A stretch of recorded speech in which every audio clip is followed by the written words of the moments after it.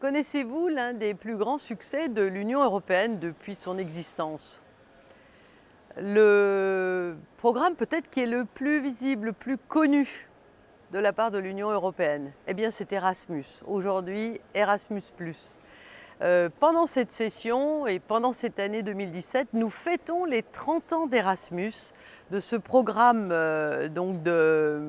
d'échange des jeunes à travers toute l'Europe, qui a même donné lieu, comme vous le savez, à des films, et à des films très drôles, mais en même temps qui traduisaient bien concrètement le caractère très enrichissant pour les jeunes de pouvoir voyager, de pouvoir échanger, de pouvoir découvrir d'autres cultures, de pouvoir être formés et suivre des études avec des équivalences dans d'autres États membres que celui de leur naissance. Donc ces 30 ans d'Erasmus vont être solennellement célébrés avec une exposition, avec des débats, avec la présentation évidemment d'un panel représentatif des anciens d'Erasmus, qui ont d'ailleurs souvent contribué à donner des mariages.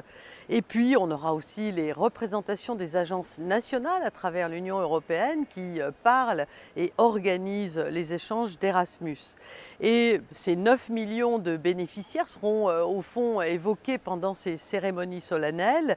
Et on essaiera de montrer qu'en ayant débuté comme un système d'échange, aujourd'hui Erasmus+ inclut désormais un programme d'éducation, bien sûr, de mobilité, qui va de l'école secondaire au stage, en passant par les échanges d'enseignants et aussi le bénévolat, et sur un panel beaucoup plus large qu'au début, puisqu'il peut y avoir aussi tout ce qui concerne la vie associative, le sport, la participation à des actions en direction des autres, et évidemment aussi tous les systèmes d'apprentissage et des jeunes apprentis.